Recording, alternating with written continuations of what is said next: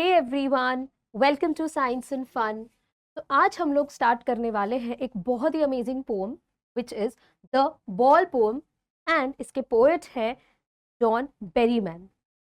Now this is a beautiful and a thought provoking piece of work जो आपको एक बहुत ही प्रोफाउंड मीनिंग देने वाला है along with a great life lesson.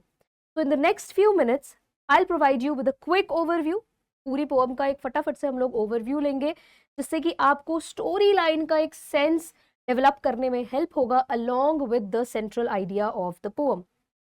After that we will take a closer look. हम line by line पूरी poem को समझेंगे along with the poetic devices and some important questions. So beginning with the very first stanza, poet हमें यहाँ पर एक छोटे से बच्चे के बारे में बता रहे हैं who is playing with his favorite toy which is a ball. अब यहाँ पे आपको लगेगा कि एक नर्सरी राइम की तरह हम एक बॉल पर पोएम क्यों पढ़ रहे हैं, बट अगर हम ये बात ध्यान से समझेंगे कि this ball, this particular item, it is not just a toy but it represent something bigger.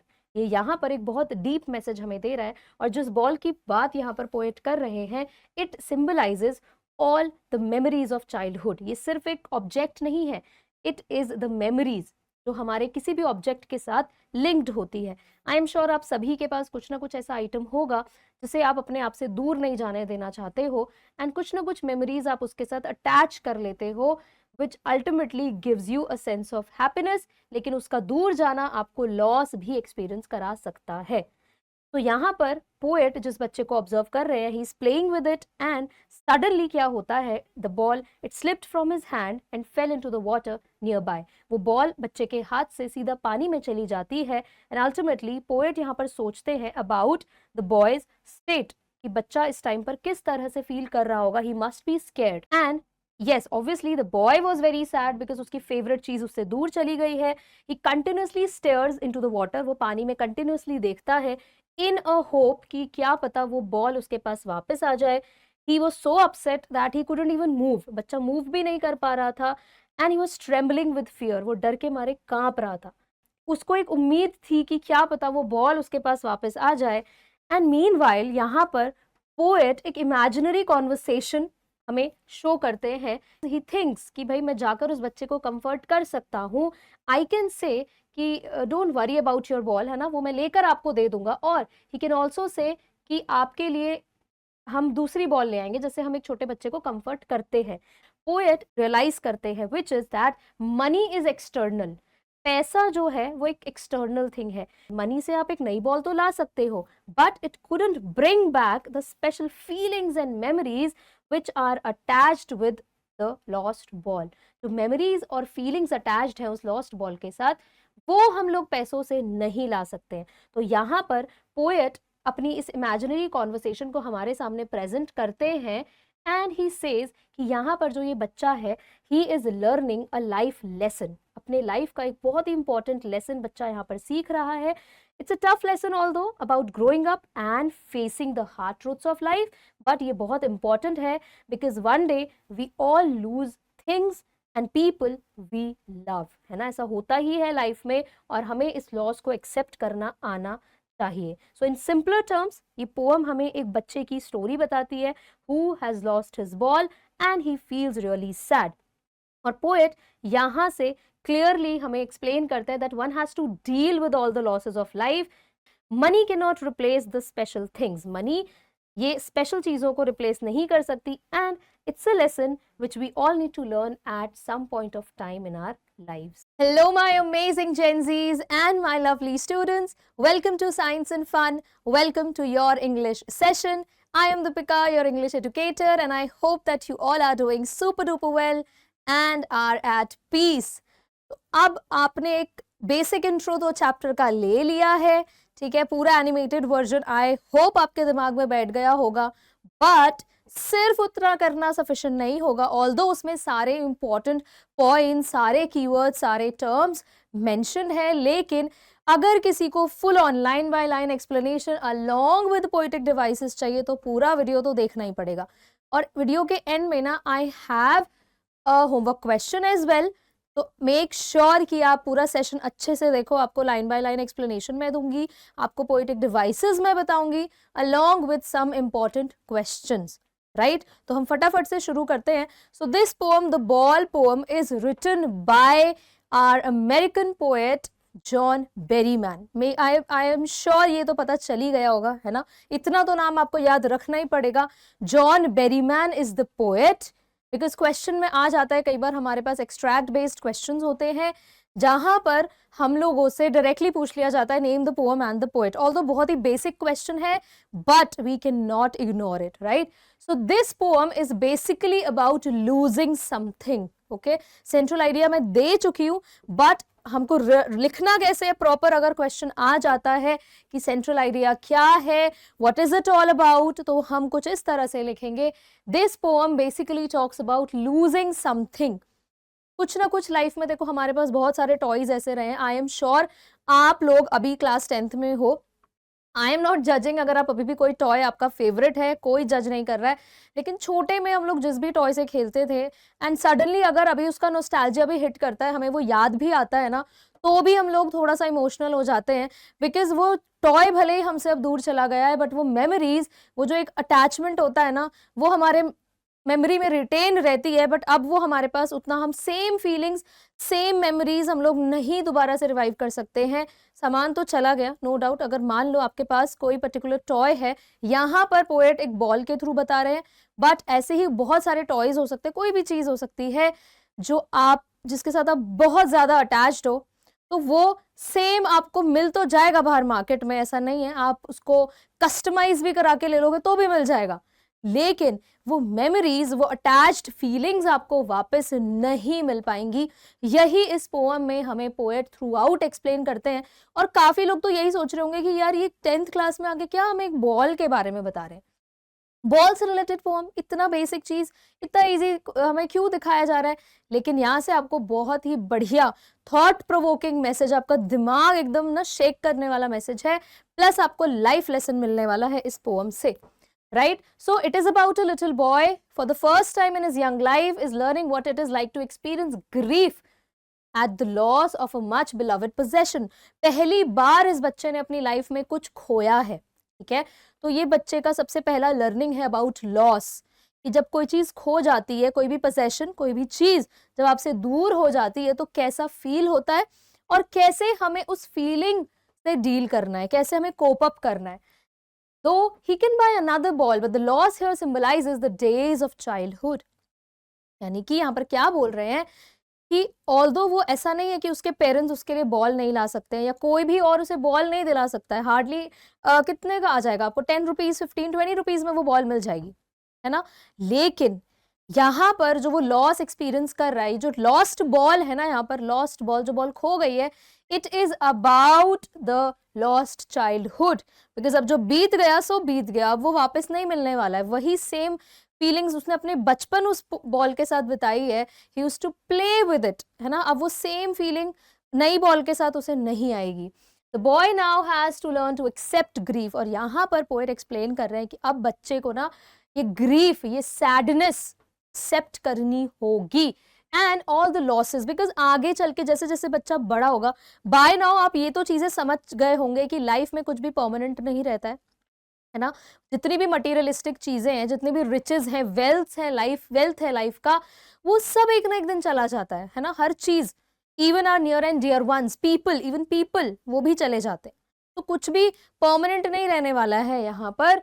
सो अब बच्चे को ये सारे लॉसेस जो उसे फ्यूचर में मिलने वाले हैं, he has to face it, है ना, उसको सीखना है कि कैसे ये सब फेस करना है, and he has to learn that money is external and the real treasures are the memories. और उसे ये भी समझ में आता है इस पोएम के through that money is external, है ना, कि पैसा जो है इट्स एक्सटर्नल, कि आप पैसे से चीजें तो खरीद सकते हो, but you can not get your memories and the attached emotions back. Clear, ठीक है। अब जल्दी से हम इसका लाइन बाय लाइन एक्सप्लेनेशन लेते हैं, because that is more important and that is why I am here to explain the entire poem, एकदम line by line, first class word to word हम करेंगे। तो what is the boy now who has lost his ball, what is he to do? I saw it go, merrily bouncing down the street and then merrily over, there it is in the water. Now यहाँ पे देखो poet क्या बोल रहे हैं. Poet यहाँ पर ना बहुत ही पहले तो अपने रीडर्स से क्वेश्चन पूछ रहे हैं. किसके बारे में? उस बच्चे के बारे में जिसको पोएट ने ऑब्जर्व किया है. अब ऐसा नहीं है कि यहाँ पर कोई डायरेक्ट कॉन्वर्सेशन चल रही है बच्चे और पोएट के बीच में. यहाँ पर एक इमेजिनरी कॉन्वर्सेशन आप आगे देखोगे नो डाउट, लेकिन यहाँ पर पोएट हमारे ऑब्जर्व कर रहे हैं दूर से बच्चे को कि भाई ये जो बच्चा है वो अब क्या करेगा. उसकी बॉल जो है वो खो चुकी है. ठीक है, what will be his state now. अब क्या सिचुएशन में है वो, किस तरह से उसका जो अभी माइंड मेकअप होगा वो कैसा होगा. आई सॉ इट गो, मैंने खुद देखा उसकी जो बॉल है वो merrily it was bouncing, happily, merrily is happily it was bouncing down the street. Ball जो है बढ़िया से बाउंस होती हुई स्ट्रीट से कहाँ जा रही थी? there it is in the water. वो देखो पानी में पड़ी है. क्लियर? ठीक है, तो यहाँ पर एक हमको क्वेश्चन भी हमसे पूछा गया है, प्लस हमको पोएट ने अपनी ऑब्जर्वेशन भी बताई है कि what he has exactly seen. तो इसका एक्सप्लेनेशन कुछ इस तरह से रहेगा. In these lines the poet asked a question to the readers about what the boy should do as his ball is lost. Now poet हमसे क्वेश्चन कर रहे हैं कि भाई बच्चे को अब क्या करना चाहिए, बिकॉज उसकी बॉल तो खो गई है. He observed a boy playing near with a ball. वो क्या देखता है? एक बच्चे को ऑब्जर्व करते हैं जो पास में ही बॉल के साथ खेल रहा है. Poet saw his ball bouncing. In fact poet ने ही देखा कि उसकी बॉल बाउंस हो रही है. It bounced and fell into the water of the harbour. Harbour क्या होता है? जहां पर आपका एक तरह से ले लो कि शिप्स एंड बोट्स वगैरह की पार्किंग एरिया. ओके, तो बच्चा जो है उस एरिया से दूर उस बॉल को देख रहा है, ऑब्जर्व वो भी कर रहा है, और पोएट जो है बच्चे को ऑब्जर्व कर रहे हैं जिसकी अभी अभी बॉल खो गई है. No use to say, oh, there are other balls. An ultimate shaking grief fixes the boy as he stands rigid, trembling, staring down all his young days into the harbor where his ball went. I would not intrude on him. A dime under the wall is worthless. Now see, यहाँ पर poet क्या बोल रहे हैं? Poet is saying कि भाई कोई फायदा नहीं है इस बच्चे को ये बोलकर उसको किसी भी तरह से ये कंफर्ट फील कराकर दैट कोई बात नहीं बेटा दूसरी बॉल आ जाएगी, क्यों रो रहे हो, ये बोलने का यहाँ पर कोई फायदा नहीं है. पहले तो वो चाह रहे थे, द पोएट वांटेड कि वो बच्चे को कंफर्ट फील कराएं, उसको कंसोल करें कि बेटा कोई नहीं, डोंट फील सैड, दूसरी बॉल आपके लिए आ जाएगी. An ultimate shaking grief fixes the boy. But जब पोएट देखते हैं उसकी सिचुएशन, किस सिचुएशन में था यहाँ पर हमारा छोटा सा बच्चा?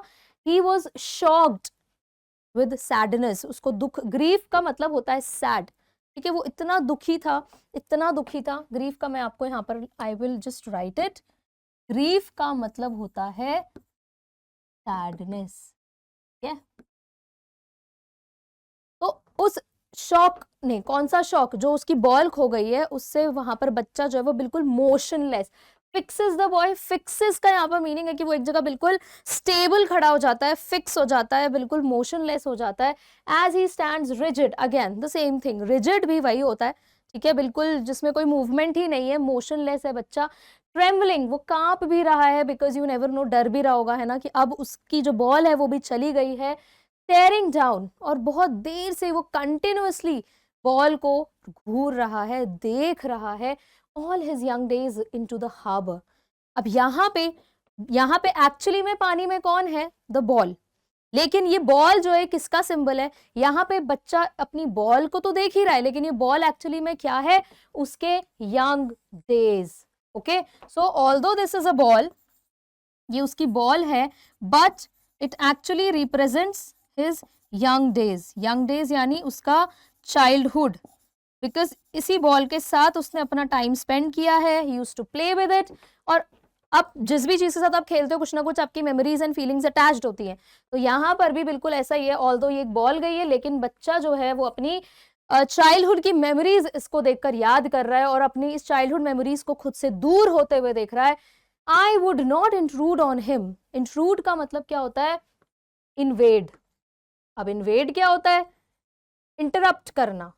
ठीक है, आप लोग आई नो इसका हिंदी ट्रांसलेशन सोच रहे होगे, but let me tell you, अगर वर्ड्स याद रखने तो हिंदी ट्रांसलेशन के साथ जाना इज ऑफ नो यूज. ठीक है, आप जितना हो सके सिनोनिम्स इन वर्ड्स के याद करो. इंटरप्ट करना, किसी को बीच में टोकना, रोकना, okay, that is intrude, invade, interrupt, clear. अब यहां पर ना इनिशियली तो पोएट को लगा था वो जाकर उसे कंफर्ट दे, कंसोल करे, बट वो खुद रियलाइज करता है, ही रियलाइज्ड कि I would not intrude on him, यार मैं इसे ना इंटरप्ट नहीं करूंगा, ये इसका फर्स्ट लेसन है, ये कुछ चीजें सीख रहा है, let him experience everything on his own, इसे खुद ही एक्सपीरियंस करने दो। A dime another ball is worthless. Now a dime, ये बेसिकली अमाउंट, एक करेंसी है, ठीक है, यूएस की करेंसी है। तो यहाँ पर आप ऐसे समझ लो 1 डाइम है ना, तो बॉल कितने की भी आएगी, 1 डाइम की आ जाएगी, या अगर आप हमने इंडियन कॉन्टेक्स्ट में ही रफली ले लेते हैं, हमारे यहाँ बॉल 15-20 रुपए की लोकल सी कोई भी एक नॉर्मल खेलने वाली बॉल आ जाएगी, राइट, ठीक है, बच्चा जिससे खुश हो जाए एटलीस्ट। तो यहाँ पे ये अमाउंट की जो बॉल है ना, इट इज वर्थलेस। ना वर्थलेस का मतलब क्या होता है, वर्थलेस का मतलब होता है यूजलेस, ऑफ नो वैल्यू, कि कोई वैल्यू नहीं होगी अगर मैं इसके लिए कोई एक्स्ट्रा बॉल भी अगर लेकर आ जाऊं, या कोई भी इसके लिए कोई ऐसी बॉल ले आए, it will be of no use. Why? Because अब ये जो नई बॉल आएगी इसमें बच्चे की वो अटैच्ड मेमोरीज नहीं होंगी, it will B devoid of all the childhood memories, उसमें कोई भी चाइल्डहुड मेमोरीज बच्चे की नहीं होंगी। तो let us quickly read the meaning.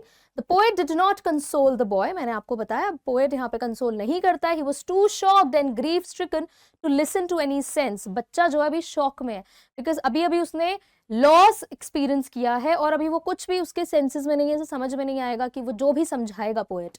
The boy was standing motionless and trembling due to the loss of the ball into the water। बच्चा जो है वो motionless खड़ा है, okay, and he's trembling due to the loss। Consoling him would be of no use। को console करना कोई फायदा में नहीं होगा, as this loss symbolises his loss of innocence and childhood. Because ये जो लॉस है अल्टीमेटली ये सिर्फ एक बॉल का लॉस नहीं है, ये लॉस है उसके चाइल्डहुड का, उसके इनोसेंस का, उसके बचपन का। Late us move on further. Now he senses first responsibility. Now see, यहां पर ही कौन है, ही हमारा वो प्यारा सा छोटू सा बच्चा है, बिल्कुल आप लोगों की तरह, है ना। तो यहाँ पर पोएट बोल रहे हैं कि अब उसको अपनी फर्स्ट रिस्पॉन्सिबिलिटी समझ में आई है, यहाँ से उसने एक लर्निंग एक्सपीरियंस लिया है। Because in a world of possessions is not because but in a world of possessions, ये जो पूरी दुनिया है ना, पोजेशंस होती हैं मटीरियलिस्टिक चीजें, मटीरियलिस्टिक थिंग्स जो पेरिशेबल हैं, जो खत्म हो जाएंगी एक टाइम बाद, मनी, क्लोथ्स, ज्वेलरी, एवरीथिंग, जो हमारा ये सारा लग्जरी होता है ना, ये सब हम इंसान जो है, हम कैसी दुनिया में रह रहे हैं, we are living in a materialistic world. How do we write materialistic, material, ठीक है, और स्टिक, मटीरियलिस्टिक, ये हो गया। तो इन दिस मटीरियलिस्टिक वर्ल्ड, यहां पर इस बच्चे ने अपनी पहली रिस्पॉन्सिबिलिटी सीखी है। People will take balls, balls will be lost always. अब क्या होगा, लोग खरीद, अब यहाँ पर जो बॉल की यहाँ पे बात हो रही है ना, कि लोग जो है वो बॉल्स खरीदेंगे, ओके, और वो खोएंगी भी। तो ये बॉल एक्चुअली में क्या है, हमारे लाइफ के सारे इस तरह की मटीरियलिस्टिक चीजें, कि कुछ ना कुछ आइटम तो लोग ऐसे खरीदते ही रहेंगे और वो खोती भी रहेंगी, वो इधर उधर जाती भी रहेंगी। लिटिल बॉय, तो यहाँ पे देखो ऐसा लग रहा है कि एक इमेजिनरी कॉन्वर्सेशन चल रही है, ऐसा नहीं है कि पोएट यहाँ पर बात कर रहे हैं उस बच्चे से, ये एक इमेजिनरी कॉन्वर्सेशन है, ठीक है। ऐसा नहीं है कि जाके पोएट चले गए हैं बच्चे को समझाने, ऐसा कुछ नहीं, वो बस इमेजिन कर रहे हैं कि मैं इस बच्चे के थ्रू, हमें भी वो ये बात एक्सप्लेन करना चाहते हैं। And no one buys a ball back, और वो कह रहे हैं कि यार जो हो गया है आइटम, ठीक है, उसके बाद वही बॉल वापस कोई नहीं ला सकता, right. Money is external. Now money is external, this is an important line. अब ऐसा क्यों बोला है, देखो money is external because you already know, अभी मैंने आपको पिछले स्टैंजा में भी बताया था कि बच्चा जो है वो सैड है बिकॉज बॉल तो चली गई है नो डाउट, बट उसकी मेमोरीज भी साथ में अब चली गई हैं, ओके, राइट। तो अगर आप चाहो तो पैसे से आप सामान तो ले आओगे, बट अटैच्ड फीलिंग, इमोशंस, उनका क्या, वो कैसे लाओगे। इसीलिए यहाँ पे पोएट ने बोला है कि it is external, money is external, okay. So the poet tells us that the little boy is undergoing a transformation. तो इस पैराग्राफ में, इस स्टैंजा में हमने ये समझा कि जो बच्चा है अब वो चेंजेस उसके अंदर आ रहे हैं, वो सीख रहा है। कितनी बार पेरेंट्स ऐसे हमें कितनी चीजें समझाते हैं, बट जब तक हम खुद उस चीज को फेस नहीं करते ना, हमें नहीं समझ में आता है।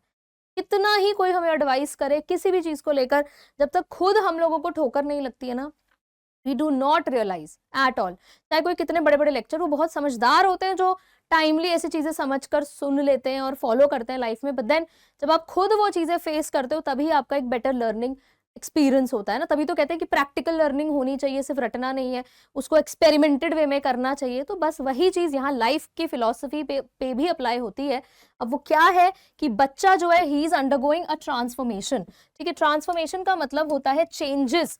अब बच्चे के अंदर आ रहे हैं changes, okay, and he is realizing that the ball was his responsibility like many other things in the world will further be। वो जो बॉल थी वो भी उसकी एक रिस्पॉन्सिबिलिटी ही थी। अगर आपके पास कोई पोजेशन होता है तो यार वो आपकी जिम्मेदारी बन जाती है, आपको उसे संभाल के रखना है। और ऐसे ही बच्चे को समझ में आती है बात कि ऐसे ही लाइफ में और भी चीजें आएंगी फ्यूचर में, फर्दर भी फ्यूचर इंडिकेट कर रहा है कि भाई फ्यूचर में ऐसी और भी चीजें आएंगी जिसके ऊपर उसकी रिस्पॉन्सिबिलिटी होगी, उसे संभालना पड़ेगा, लेकिन वो उसकी लाइफ से दूर चली जाएंगी। In this materialistic world nothing remains for ever. इस मटीरियलिस्टिक दुनिया में कुछ भी चीज फॉर एवर हमेशा नहीं रहती, स्पेशली दीज मटीरियलिस्टिक थिंग्स, ऐसी चीजें तो बिल्कुल नहीं रहती।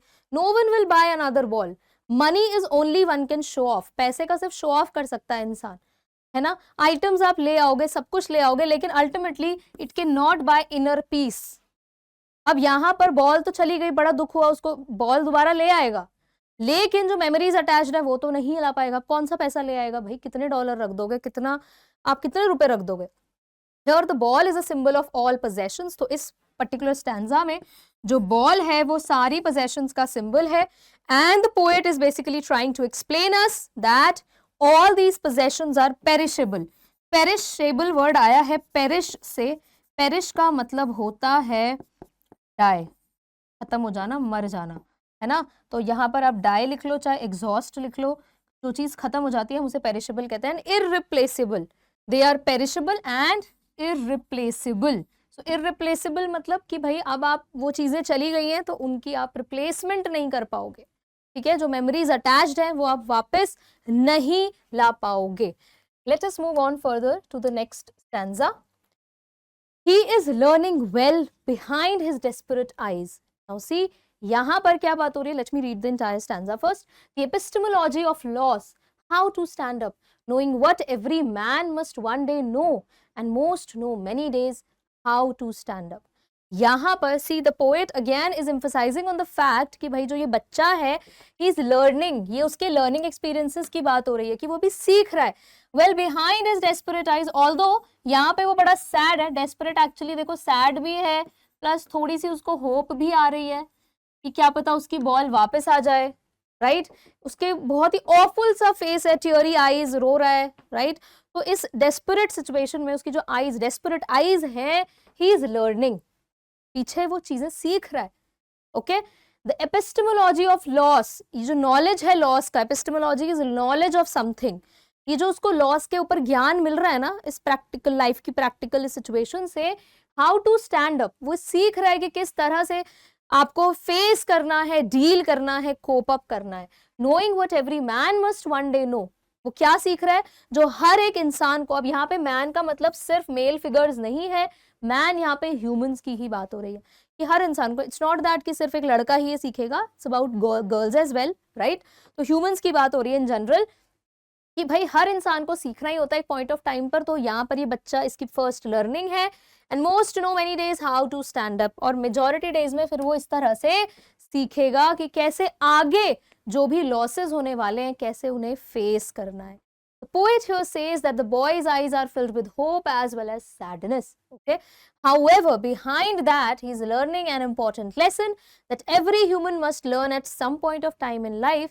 He is learning to accept the loss of near and dear ones. ठीक है, तो यहाँ से बच्चा क्या सीख रहा है कि कैसे हमें अपने नियर एंड डियर वंस का जो लॉस है उसको एक्सेप्ट करना है। आई होप आपको लाइन बाय लाइन तो क्लियरली एक्सप्लेन हो चुका होगा। बहुत ज्यादा डिफिकल्ट पोएम नहीं है, very easy words along with a simple explanation. Now we will move on further to the poetic devices. अब पोएटिक डिवाइसेस का रोल आपको बहुत अच्छे से पता है क्या होता है। अब जैसे हम लोग खुद को डेकोरेट करते हैं ना अलग अलग तरह से, we wear different shoes, clothes, jewelleries. अब अपने राइटअप को तो हम ये सब नहीं पहना सकते हैं। इमेजिन कैसा लगेगा, आपको सुंदर बनाना है अपना, आप उस पर इयररिंग्स पहना रहे हो, बिंदी लगा रहे हो, you won't do that, right.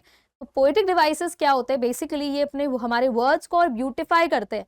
तो इस तरह से हमारे पास कुछ टूल्स हैं जिसकी वजह से एक पोएम भी बहुत सुंदर हो जाती है, उसकी मीनिंग इनहैंस हो जाती है। तो सबसे पहला हमारा है यहाँ पे रिपीटिशन। रिपीटिशन वर्ड से क्लियरली समझ में आ रहा है, रिपीटिशन का मतलब होता है किसी भी वर्ड या फ्रेजेस का रिपीटिशन हो, रिपीट हो रहे हो, कहीं पर भी बार बार यूज किया हो पोएट ने, ओके, तो उसको हम रिपीटिशन कहेंगे। अब इस पोएम में बहुत सारे आपको मिल जाएंगे, खासकर कि बॉल जो वर्ड है इसका थ्रू आउट रिपीटिशन है पोएम में, बिकॉज उसकी इंपॉर्टेंस और उसका मीनिंग आपको समझाना है। That is why the poet has used it desperately. और आपको क्या है मिल जाएगा, व्हाट। देखो इनिशियल स्टैंजा में हमारे पास रिपीटिशन था, व्हाट और व्हाट 2-3 बार यूज हुआ था, तो this is repetition. Okay, clear. और भी कोई एग्जाम्पल अगर दिख रहे हैं तो आप कॉमेंट्स में बिल्कुल बता सकते हो। नेक्स्ट आपका हो गया ऑलिटरेशन, और we can call it alliteration. It is basically the repetition of the same consonant sound. जब आपका रिपीटिशन होता है, लेकिन किसका, ऊपर रिपीटिशन में तो वर्ड रिपीट हो रहा है ना, लेकिन एलिटरेशन में आपके कॉन्सोनेंट साउंड का या लेटर का रिपीटिशन होता है कहां पर, क्लोजली प्लेस्ड वर्ड, आसपास होते हैं ना जो वर्ड्स, उनके बिगिनिंग में, शुरू में। जैसे वट वाली जो लाइन थी वहां पर देखो क्या रिपीट हो रहा है, व इज अ कॉन्सोनेंट साउंड, तो ये हमारा एलिटरेशन हो गया। Then buys a ball bag, इस पर क्वेश्चन कई बार आ जाता है कि ये कौन सा आपको फिगर ऑफ स्पीच है, कौन सा लिटरेरी डिवाइस है, या कौन सा पोएटिक डिवाइस है, अलग अलग नामों से क्वेश्चन पूछ लेते हैं। तो आपको क्या बताना, देखो बाइज अ बॉल बैग, यहां पर ब, यहां पर भी ब का साउंड है, यहां पर भी ब का साउंड है, so this is an example of alliteration. It's very simple. किसी को अगर पोएटिक डिवाइसेस में प्रॉब्लम है तो आप साइंस एंड फन के ही 12th वाले चैनल पर जाओ, वहां पर मैंने ना बढ़िया एकदम फन एग्जाम्पल के साथ पोएटिक डिवाइसेस डिस्कस किए हैं जो क्लास 12th तक बहुत इंपॉर्टेंट होते हैं, along with beautiful example. Next है हमारा मेटाफर। अब मेटाफर क्या होता है, मेटाफर होता है comparison between two different objects, दो अलग अलग ऑब्जेक्ट्स के बीच में कंपैरिजन ड्रॉ करते हैं without the use of comparison words as और लाइक। अब हमारे ये दो कंपैरिजन वर्ड्स हैं, इनका यूज हम नहीं करते मेटाफर में, ठीक है, एज और लाइक का यूज नहीं होता है। एग्जाम्पल देखो, द लॉस्ट बॉल। अब ये जो लॉस्ट बॉल, पूरी पोएम में लॉस्ट बॉल की बात हो रही है, तो ये एक्चुअली में क्या है, it's a metaphor of the boys childhood. ये एक्चुअली में क्या है, बच्चे का चाइल्डहुड यहाँ पर इससे शो हो रहा है। With the loss of the ball the childhood of the boy is also lost, जो कंटिन्यूअस पूरी पोएम का थीम रहा है, ठीक है। यहां से आई एम श्योर आपको ये भी पता चल गया होगा कि पोएम की थीम क्या है, ठीक है, आपको आई होप आइडिया लग गया होगा। It is about the responsibilities of life, the definition of loss, है ना, and the importance of childhood as well. ये 3-4 चीजें हैं जो इस पोएम की थीम आप कंसिडर कर सकते हो। Then we have symbolism. The loss of the ball is also symbolic of the loss of the boy's innocence. तो मेटाफर तो एक कंपैरिजन ड्रॉ कर ही रहा है, लेकिन थ्रू आउट इस पोएम में हम एक आइटम को एज अ सिंबल यूज कर रहे हैं, ठीक है। बहुत सारी छोटी छोटी चीजें होती हैं, आप लोग जैसे देखते हो अपना कि हम लोग डव को यूज करते हैं as a symbol of peace, तो ऐसे यहाँ पर जो लॉस्ट बॉल है वो सिंबॉलिक है loss of the boys innocence, okay. और साथ में जब वो हम एंड की तरफ पढ़ते हैं तो वो बच्चे के नॉलेज गेन करने का भी सिंबल है, और किस तरह से वो लॉस और अपने इस ग्रीफ से सीखता है, कैसे उसे सर्वाइव करना है, कैसे उसे लाइफ में मूव ऑन करना है। तो इतनी सारी चीजों का सिंबॉलिक है ये lost ball. Now we also talked about merrily bouncing, ये वर्ड है याद आपको, merrily bouncing on the street. तो जब पोएट ने ये लिखा तो ऑटोमेटिकली हमारे दिमाग में एक इमेज बन गई कि okay the ball was bouncing कुछ इस तरह से and it fail into the water. तो जब ऐसे हमारे दिमाग में सारा विजुअल आ जाता है, at that time we will say कि पोएट ने यूज की है इमेजरी। कई बार कुछ साउंड इफेक्ट्स देने के लिए भी क्या करा जाता है, कुछ ऐसे वर्ड्स का यूज किया जाता है कि हम ऑटोमेटिकली ना, हमें लगता है कि हमें वो वर्ड सुनाई दे रहे हैं, वो साउंड हमारे दिमाग में चल रही है, ऑल्दो वो सिर्फ लिखा है जिंगलिंग टिंकलिंग इस तरह से सिर्फ लिखा होता है, लेकिन हमारे दिमाग में वो इमेज ड्रॉ हो जाती है, and that is why we call it imagery. Clear. Next is anaphora. Anaphora बहुत इंपॉर्टेंट है इस पोएम के लिए because it means repetition of words और phrases at the beginning of 2 or more lines. Anaphora क्या होता है, रिपीटिशन होता है किसी भी वर्ड का या फ्रेज का, लेकिन अब ये रिपीटिशन पहले वाले रिपीटिशन जैसा नहीं है, इसमें एक शर्त है कि अगर नॉर्मल रिपीटिशन होगा तो वो तो कहीं पर भी आपको मिल जाएगा, लेकिन एनाफोरा में क्या होता है, आपको सिर्फ और सिर्फ आपके लाइंस की बिगिनिंग में, इनिशियल, अगर आप यहाँ पे देखो मेरिली आपका पीछे स्टैंजा में ये फर्स्ट लाइन में था, उसके बाद उसके नीचे फिर से मेरिली था, तो ये आप देख रहे हो इनिशियल आपके कॉन्जिक्यूटिव 2 लाइंस में ये आया प्लस शुरू में आया, ऐसा नहीं है कि मेरिली एक वर्ड यहाँ लिखा है एक लास्ट में लिखा है, no it's not that. So this is an example of anaphora. Okay, I hope ये यहाँ से आपको clear हो गया. So these were the poetic devices. Now we will move on to some important questions. ठीक है, सबसे पहला क्वेश्चन यहाँ पर क्या है, write the sum and substance of the poem the ball poem. आपसे बस इतना पूछा है कि भैया जो ये बॉल पोएम है ये इन शॉर्ट आपको क्या समझाती है। हार्डली 30 वर्ड्स में अगर आपको आंसर करना हुआ तो आप कैसे आंसर करोगे। See, in the ball poem Berryman is the poet. आप लिख सकते हो, या तो आप पोएट लिख दो या आप द पोएट लिख के भी लिख सकते हो। पोएट का नाम लिखना है तो लिख दो, नहीं तो आप सिंपली लिख सकते हो the poet tells us about how our childhood can quickly pass. Poet हमें क्या बताता है कि यार चाइल्डहुड देखो ऐसे पलक झपकते गायब हो जाता है, as quickly as a ball is lost, इस स्पीड में जैसे वो बॉल चली गई। बिकॉज पहला लर्निंग स्टेज तो वो यहीं से, और जैसे ही हम लोग मैच्योर हो जाते हैं ना, हमारी चाइल्डहुड वहीं खत्म हो जाती है। Okay, and how we sometimes unknowingly must grow up and face hardships. कभी कभार हम लोग क्या करते हैं कि अननोइंगली हम लोग अपनी प्रॉब्लम से टैकल भी कर रहे होते हैं और हमें पता ही नहीं चलता हम कब बड़े हो जाते हैं। Like loss, the poet wants us to learn and accept the losses of life. तो पोएट हम चाहता है कि हम लोग क्या करें, सीखें अपने लाइफ के लॉसेस से। बाकी आप सेंट्रल आइडिया जो मैंने आपको बताया था वहां से भी आंसर लिख सकते हो। Why is it important for everyone to experience loss and to stand up after it? Now another important question कि भाई ये क्यों जरूरी है सबके लिए लॉस को एक्सपीरियंस करना और उसके अगेंस्ट उठना, आई मीन फेस करना। सिंपल सी बात है, तो क्यों जरूरी है। By now you can answer very well, it is important for everyone. देखो क्वेश्चन से ही लिख दिया, इज इट इंपॉर्टेंट क्वेश्चन बनाने के लिए पूछा था मैंने, आंसर के लिए मैं इसको चेंज कर दूंगी। It is important for everyone to experience loss and to stand up after it in order to. In order to भी आप लिख सकते हो, आपको नहीं लिखना इन ऑर्डर टू, आप लिख दो टू, बस सिंपल चलेगा। To be strong and to move on in life, ताकि हम स्ट्रॉन्ग हो पाए, लाइफ में मूव ऑन कर पाए। One needs to stay strong no matter how much it hurts inside. कि भाई हमें तो देखो स्ट्रॉन्ग होना ही पड़ेगा, चाहे कितना भी हमें हर्ट हो रहा हो, ये मैटर नहीं करेगा। ठीक है, ऐसा नहीं है कि प्रॉब्लम आई और हम भाग जाएंगे, we can not do that. तभी आप स्ट्रॉन्ग बनोगे, तभी वहां से निकल कर आओगे, आगे बढ़कर जाओगे जब आप उसे फेस करोगे। Staying determined and strong is the only way to survive. अगर आप डिटर्मिन्ड रहोगे, अपनी प्रॉब्लम को फेस करोगे, तभी सर्वाइव कर पाओगे, otherwise it is going to be extremely difficult. और अभी छोटे हो तो ये चीजें जल्दी सीख लेना बहुत जरूरी है। नाउ मोर ओवर, अगर ये थोड़ा लॉन्ग आंसर टाइप में आ गया तो you can further add on, moreover one needs to learn to accept and let go and not cling to something। कि भाई लोगों को, सभी को ये जरूरी है सीखना कि आपको एक एक्सेप्ट करना आना चाहिए प्लस लेट गो करना आना चाहिए। ठीक है, चाहे किसी ने कितना ही आपका दिल तोड़ा हो, यार माफ कर दो उसको। ठीक है, let her go, let him go and not clinch to something. किसी को ऐसे बिल्कुल पकड़ के टंग के मत रहो चीजों को लेकर, that they can never have, जो आपको पता है कि पॉसिबल है, वापस ही नहीं आना किसी ने। One should understand that the past is gone. समझना जरूरी है कि भाई जो चला गया सो चला गया, and it will never come back, वो वापस नहीं आएगा। Experiencing loss sometimes helps us to grow up and face hardships like loss.